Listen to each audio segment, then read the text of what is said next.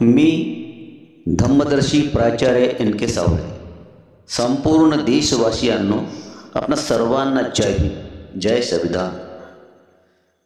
बांधवांनो, 26 जानेवारी 2025 हा प्रजासत्ताक दिन देशभरात राष्ट्रीय सण म्हणून नुकताच साजरा करण्यात आला. परंतु आज आपण प्रजासत्ताक दिनाचा पूर्व इतिहास पाहूया. पूर्वी आपला भारत देश इंग्रजाच्या गुलामीत होता. त्या समयी इंग्रजांनी आपल्या भारतीयावर अमानवीय अत्याचार केले. म्हणून भारतीय जवान इंग्रजाविरुद्ध पेटून उठले. बराकपूरच्या छावणीमध्ये मंगल पांडे यांनी इंग्रज अधिकाऱ्याला गोळ्या घालून ठार केले होते. त्याच समयी म्हणजे 1857 पासून स्वतंत्र लढ्याला सुरुवात झाली. या लढ्यामध्ये अनेक नेत्यांनी व क्रांतिकारांनी आपले जीवन चंदनाप्रमाणे झिजवले. नेत्यामध्ये बिपिन चंद्रपाल, लाला लजपतराय, बाळ गंगाधर टिळक, गोपालकृष्ण गोखले, गोग आगरकर, रासबिहारी बोस, महात्मा गांधी, सुभाषचंद्र बोस, पंडित नेहरू इत्यादी नेते ब्रिटिशाविरुद्ध लढले. कित्येक क्रांतिकारी फासावर लटकले. त्यामध्ये शहीद भगतसिंग, राजगुरू, सुखदेव इत्यादी. कित्येक जवानांच्या बलिदानानंतर भारत देश 15 ऑगस्ट 1927ला स्वतंत्र झाला. परंतु स्वतंत्र भारताचा राज्यकारभार चालवण्यासाठी राज्यघटना तयार असावी अशी ब्रिटिशांनी अट घातली होती. करिता पंडित नेहरू यांच्या नेतृत्वात काही सदस्यांनी इंग्रज घटना तज्ज्ञाकडे घटना लिहिण्याचा प्रस्ताव ठेवला असता त्यांनी नकार दिला. परंतु नकार देताना इंग्रज घटना तज्ज्ञाने त्या सदस्यांना सांगितले, घटनातज्ञ तुमच्या भारतातच असून ते कुशाग्र बुद्धिमत्तेचे व्यक्तिमत्व आहे आणि ते म्हणजे दुसरे तिसरे कुणी नसून डॉक्टर B.R. आंबेडकर आहे. आणि ही वार्ता सदस्यांनी पंडित नेहरू यांच्या कानी टाकली असता पंडित नेहरूंनी त्याच सदस्यामार्फत स्वतंत्र भारताचे संविधान लिहिण्याचा प्रस्ताव पाठवून डॉक्टर B.R. आंबेडकर यांना संविधान लिहिण्याची विनंती केली. बाबासाहेबांनी प्रथम नकार दिला, परंतु त्यावर विचारमंथन करू लागले. आपण भारताचे संविधान लिहिले पाहिजे होते. असो, पुन्हा प्रस्ताव आल्यास आपण त्यांना होकार देऊ असा विचार करू लागले असता खरोखरच दुसऱ्या दिवशी तेच सदस्य आणि तोच प्रस्ताव घेऊन आले व डॉक्टर बाबासाहेब आंबेडकरांना परत विनंती करू लागले, आपण संविधान लिहावे असे आम्हाला वाटते. आणि शेवटी त्यांच्या विनंतीला होकार देऊन डॉक्टर बाबासाहेबांनी संविधान लिहिण्याचे मान्य केले. घटना निर्मिती कालानुक्रम 6 डिसेंबर 1946 कॅबिनेट मिशनच्या शिफारशीनुसार संविधान सभेची स्थापना. 9 डिसेंबर 1946 ते 23 डिसेंबर 1946 घटना समितीचे पहिले अधिवेशन या काळात झाले. हे अधिवेशन दिल्ली येथे झाले.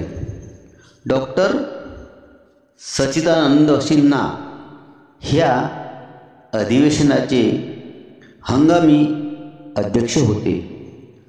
मुस्लिम लीगने बॅरिस्टर जिन्नाच्या नेतृत्वाखाली या अधिवेशनावर बहिष्कार टाकला.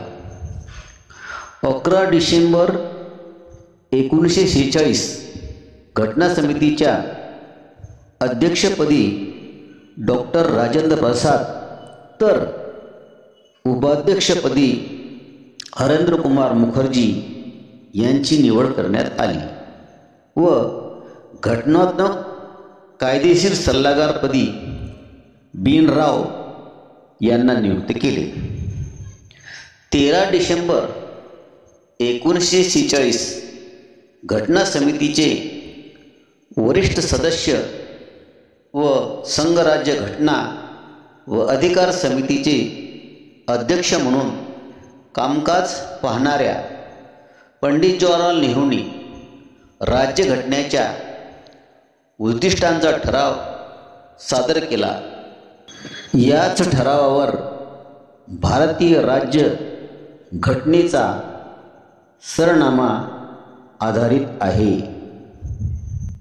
22 जानेवारी 1947 पंडित जवाहरलाल नेहरू यांनी मांडलेला ठराव मंजूर करण्यात आला. 22 जुलै 1947 पिंगाली व्यंकय्या यांनी तयार केलेला नवा राष्ट्रीय ध्वज स्वीकारण्यात आला. 15 ऑगस्ट 1947 स्वतंत्र प्राप्त झाले. भारताचे वर्चस्व आणि पाकिस्तानचे वर्चस्व असे विभागले गेले. 29 ऑगस्ट 1947 घटना समितीची सर्वात महत्त्वाची उपसमिती मसुदा समितीच्या अध्यक्षपदी डॉक्टर बाबासाहेब आंबेडकर यांची निवड झाली.